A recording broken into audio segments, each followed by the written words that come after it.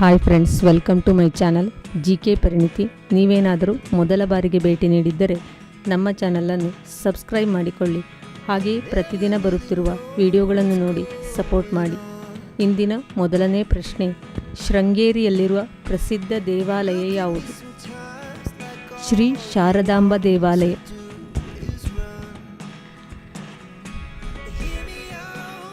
ಪಶ್ಚಿಮ ಘಟ್ಟಗಳನ್ನು ಯಾವ ಪರ್ವತ ಶ್ರೇಣಿ ಎಂದು ಕರೆಯಲಾಗುತ್ತಿದೆ?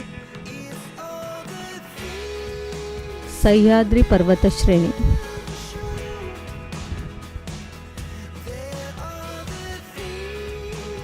ಕರ್ನಾಟಕದ ಪ್ರಮುಖ ಬಂದರುಗಳು ಯಾವುವು?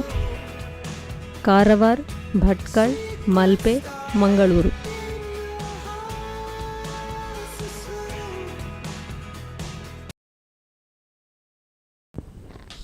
ಕರಾವಳಿ ಪ್ರದೇಶಕ್ಕೆ ಭಾರೀ ಮಳೆ ತರುವ ಮಾರುತಗಳು ಯಾವುವು?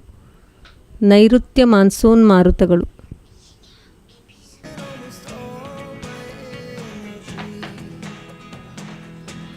ಅರ್ಕಾವತಿ ನದಿಗೆ ಅಡ್ಡಲಾಗಿ ತಿಪ್ಪುಗೊಂಡನಹಳ್ಳಿ ಬಳಿ ಜಲಾಶಯವನ್ನು ನಿರ್ಮಿಸಲಾಗಿದೆ. ಆ ಜಲಾಶಯದ ಹೆಸರೇನು? ಚಾಮರಾಜ ಜಲಾಶಯ.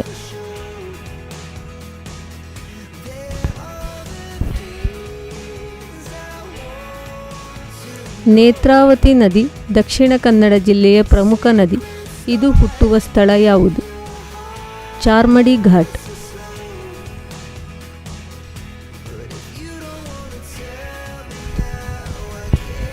ಕಾಳಿ ನದಿ ತಾನು ಹುಟ್ಟುವ ಜಿಲ್ಲೆಯಲ್ಲಿಯೇ ಸಮುದ್ರವನ್ನು ಸೇರುತ್ತದೆ. ಆ ಪ್ರದೇಶ ಯಾವುದು? ಉತ್ತರ ಕನ್ನಡ ಜಿಲ್ಲೆ.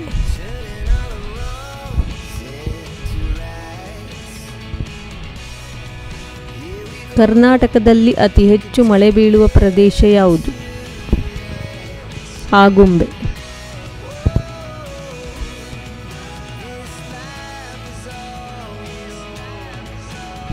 ದೇವರ ದಾಸಿಮಯ್ಯನ ವಚನಗಳ ಅಂಕಿತ ಯಾವುದು? ರಾಮನಾಥ. ಮಿನುಗುತಾರೆ ಎಂದು ಜನಪ್ರಿಯರಾಗಿದ್ದ ಚಿತ್ರನಟಿ ಯಾರು? ಕಲ್ಪನಾ. ಕರ್ನಾಟಕದ ದಕ್ಷಿಣದ ತುದಿಯನ್ನು ಈ ಹಿಂದೆ ಯಾವ ಹೆಸರಿನಿಂದ ಕರೆಯಲಾಗುತ್ತಿತ್ತು? ಮಹಿಷಮಂಡಲ.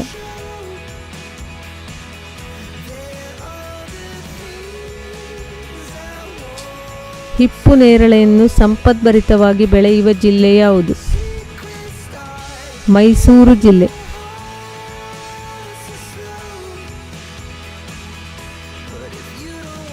ಅತಿ ಹೆಚ್ಚು ಜಲಪಾತಗಳಿರುವ ಕರ್ನಾಟಕದ ಜಿಲ್ಲೆ ಯಾವುದು?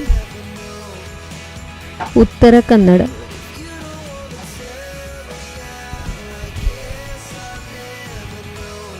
ಅಜಂತಾದ ಚಿತ್ರಗಳು ಯಾವ ತಂತ್ರವನ್ನು ಅನುಸರಿಸಿ ರಚಿಸಲ್ಪಟ್ಟಿವೆ?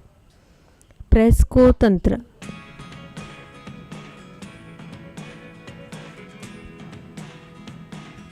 ಕಾವೇರಿ ನದಿಯ ಹಿನ್ನೀರಿನಲ್ಲಿರುವ ರಂಗನತಿಟ್ಟು ಪಕ್ಷಿಧಾಮ ಎಷ್ಟು ಎಕರೆ ವಿಸ್ತಾರವಾಗಿದೆ? 675 ಹೆಕ್ಟೇರ್ಗಳು.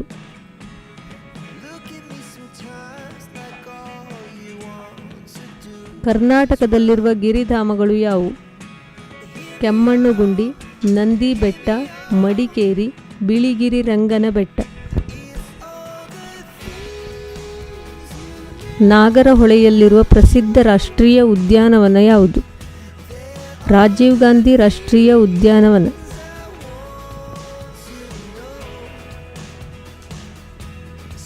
ಭಾರತದಲ್ಲಿಯೇ ಪ್ರಪ್ರಥಮ ಬಾರಿಗೆ ಸಿಡುಬು ರೋಗ ವಿರುದ್ಧ ಚುಚ್ಚುಮದ್ದು ಬಳಕೆ ತಂದದ್ದು ಎಲ್ಲಿ? ಮೈಸೂರು.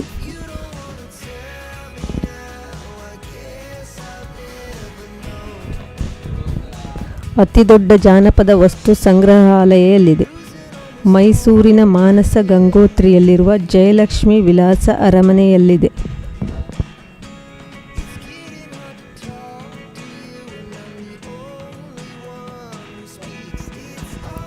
ಅತಿ ಹೆಚ್ಚು ದೇವಾಲಯಗಳನ್ನು ಕಟ್ಟಿಸಿದ ಕರ್ನಾಟಕದ ರಾಜಮನೆತನ ಯಾವುದು?